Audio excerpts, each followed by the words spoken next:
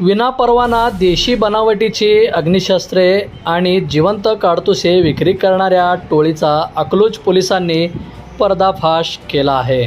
पोलिसांनी 6 आरोपींना अटक करून त्यांच्याकडून 17 पिस्तुले, 47 जिवंत काडतुसे आणि टाटा नेक्सॉन कार असा एकूण 18,47,000 रुपयाचा मुद्देमाल जप्त केला आहे.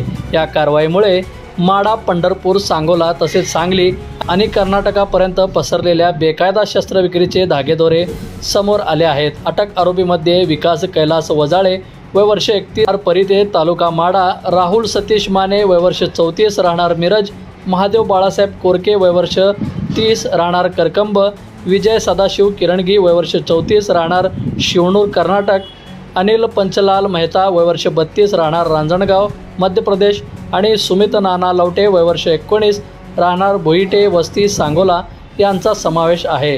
प्रदीप पांडुरंग माने आणि शनी भारत बनसोडे हे दोघे फरार आहेत.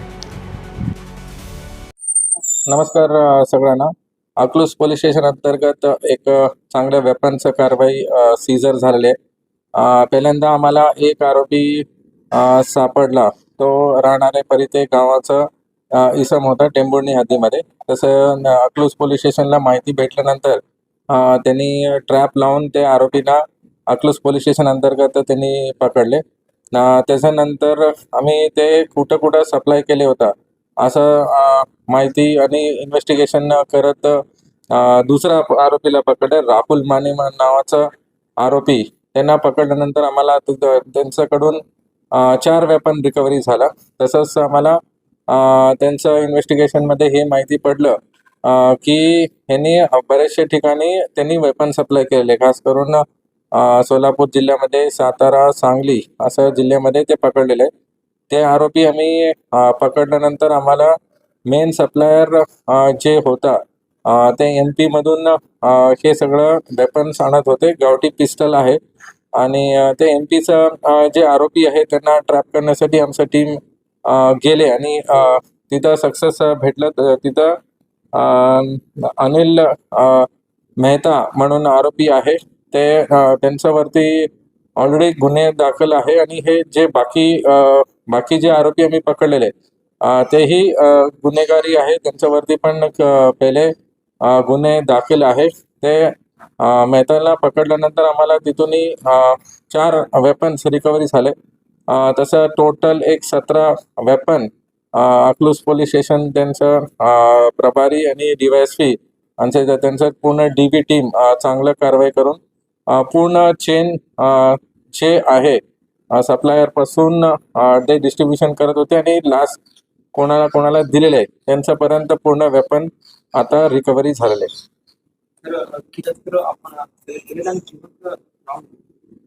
टोटल 17 शस्त्र आहे. ओके, टोटल 17 वेपन आहे आणि 47 लाईव्ह कारतूस तसं रिकव्हरी झाले. हे आरोपीला आम्ही इंट्रोगेशन केल्यानंतर ते MP मध्ये तिथं त्यांनी गावठी पिस्टल बनवतात. त्यांच्याकडे ते मशीन, लेथ मशीन वगैरे आहे. तिथंही आम्ही अजून ते तिकडं आम्ही संबंधित जे अधिकारी SP आहे त्यांना कॉन्टॅक्ट केलेले आहे. तिथं त्यांचं कारखाना असतील. बाकी जे अजून काही आरोपी त्यांच्याकडून जे वेपन भेटले असतील हे सगळं आम्ही इन्व्हेस्टिगेशन अजूनही चालू आहे. यात जे आरोपी आहेत ते किती आहेत? परराज्यातील आरोपी किती आहेत? मुख्य सूत्रधार आहे हे राहुल माने म्हणून आहे. त्यांच्याकडे वेपन आले होते. त्यांनी वेगवेगळ्या जे क्रिमिनल्स आहे आमच्या जिल्ह्यामध्ये टोटल असं 8 आरोपी आम्ही पकडले आहे आणि ह्याच्यामध्ये 6 आरोपीचे सोलापूरचं आहे.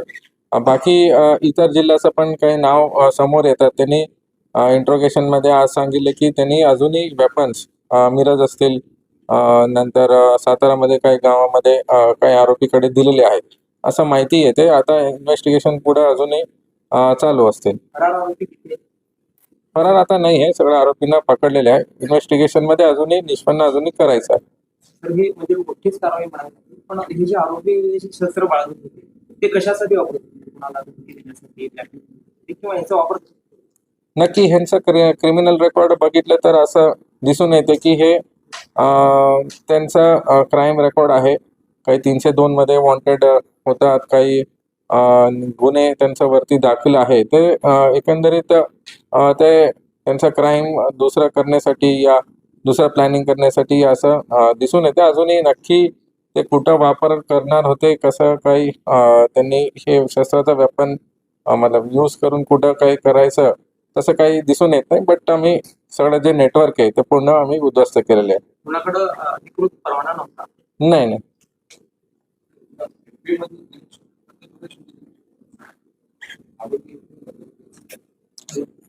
7 नंबरचा आरोपी आहे अनिल मेहता.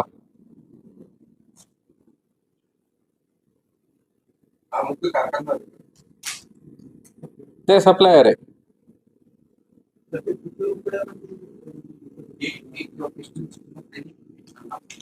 40 ते 50 हजार असं एक किंमत वेगवेगळ्या लोकांना, काही लोकांना 40,000 मध्ये दिलेलं आहे, काही 50,000 असं त्यांनी दिलेलं आहे विथ राऊंड.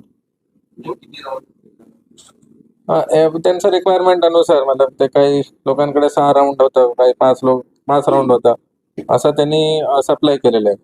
गुन्ह्यातील जी कार आहे ती चोरलेली आहे व ते कार चोरलेले नाहीये त्यांनी. जे आरोपीकडे होते ते आम्ही निष्पन्न करून ते कार वगैरे ते जप्त केलेले आहे. बंधुप्रेम न्यूज चॅनलला लाईक, सबस्क्राईब व बेल आयकॉन दाबायला विसरू नका. धन्यवाद.